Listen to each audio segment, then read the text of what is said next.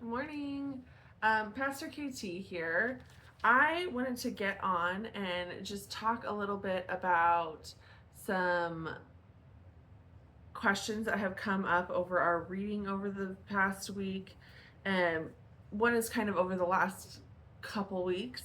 But first, question from a reading from this week from Ezekiel 8. Um, was a question about it was actually a question that I had personally when I was reading it. And it was from Ezekiel 8 in verse 14. Um, it's, you know, God is taking Ezekiel around. He's showing him different abominations. Um, and he's showing him different things that he's referring to as abominations. He's showing him different things that are wrong that need to be punished, that need to have consequences. And one of the things that he says is that he says, "Then he brought me to the entrance of the gate of the Lord's house, which was toward the north, and behold, women were sitting there weeping for Tammuz." And he said, "Do you see this, son of man? Yet you will see still greater abominations than these." And I remember as I was reading it, I was like, okay, so he took him to the house of the Lord, and he sees women crying for Tammuz. And as I was reading, I was just like, I don't know what that means. I don't know. I mean, obviously, God calls it an abomination, so there's a reason for that. But I didn't know if Tammuz was a place, if they were weeping over something bad that had happened in a place, or what was happening there. And so I can't imagine that I was the only one. So I wanted to look into that a little bit and kind of share with you what it was that God was calling an abomination there. So Tammuz was an idol, was a false god, and one of the ways that they worshipped him was this weeping over him, and so really what God is saying is happening here is that these women are at the house of the Lord. They're at the temple of God, and at the entrance of the temple of God, they are worshiping this idol. And um, that is what he's referring to, is that here they are, they've come to the temple of God, they've come to my house, and they are publicly and openly worshiping this idol. And so and so that's what's happening here. And I know when I was reading it, I was like, I don't really know what that means. And so I just kind of wanted to touch on that and share that. Sorry, it has been my throat has been very dry. Allergies have been kind of killing me.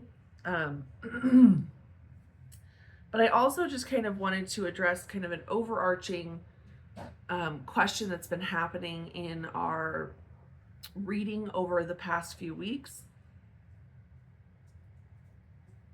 that's been coming up.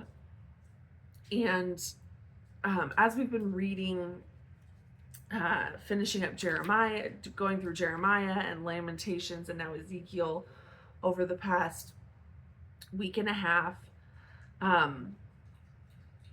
there's a lot of rough messaging, right? There's been a lot of tough stuff to read, as far as like God pronouncing, talking about the punishment and the consequences that are going to be coming on Israel. And there's a lot of repetition of those consequences that are coming up. And so I just wanted to talk about it because we've had a lot of questions that we've posed for reflection that have talked about, well, where do you see hope, and where do you see love, and where do you still see God's compassion, and where do you see God's heart.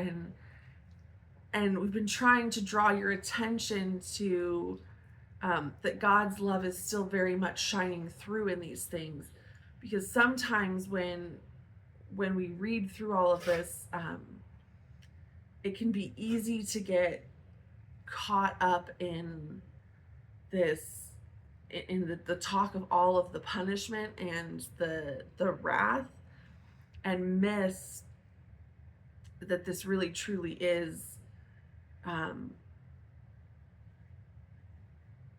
God lovingly trying to call his people back. And so one of the things that I want to highlight is that these are prophets trying to, this is God through the prophets trying to warn the people of what is coming. Like, that this is what's going to come, this is what's coming. You guys keep doing all of these things. You guys keep doing all of these abominations. You keep doing all of this idol worship. You keep doing all of this turning away from me and following the ways of the world, and participating in all of this evil where you're cheating people and you're killing people and you're, participating in sacrifices to idols and all of these things that you shouldn't be doing, and all of this wickedness and evil. And he's warning them over and over and over again. So as we're reading this, it's not that he's doing these things over and over again. It's that he's warning them over and over and over again, saying, please stop, please come back, please, that you've got to stop. These are the consequences that are coming for you. You have to stop. You have to stop. And he's calling out to them. And in that, you also see this string of him saying, as he's going through, like, this is going to be the consequences for your choices. This is going to be the consequence for your actions. There's still this string of, but I will save a remnant. But I will send my shepherd. But I will restore my people. But I will replace their hearts of stone with a heart of flesh. But I will bring hope. Right?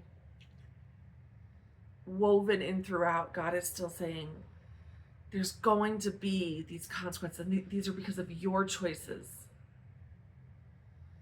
But I will still be there in that. In your land of exile,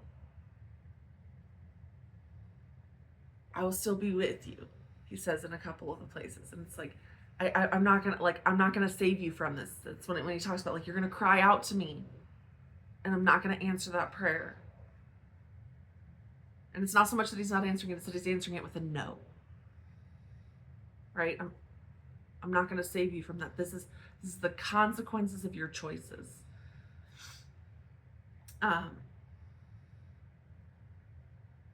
But he's warning them over and over and over again, because he is a loving, good father.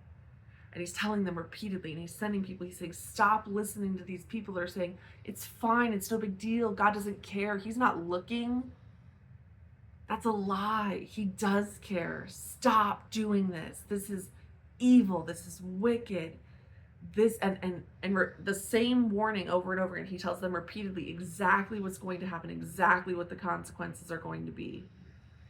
And that's what does happen.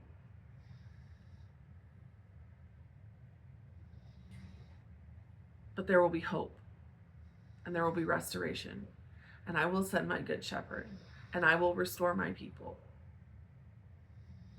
Right? There is a line of hope in that, because God does still love his people, and he is still faithful in that, and he is still good. And Lamentations is Jeremiah after he's given all of this prophecy that God has said of all of the consequences that are coming. It's Jeremiah crying out. It's him weeping for his people. It's him weeping because he sees, and grieving because he sees the consequences that are coming. And it's him grieving the state of his people, of his countrymen, and so that's what we're seeing. And it's not that it's happening repeatedly, it's that God is trying repeatedly to reach out to his people and be like, come on, stop. And still we see that string of his hope and his love shine through, even in that warning, because he does love us, and he does love his people, and he is faithful. All right. Have a blessed rest of your day. Love you guys. Bye.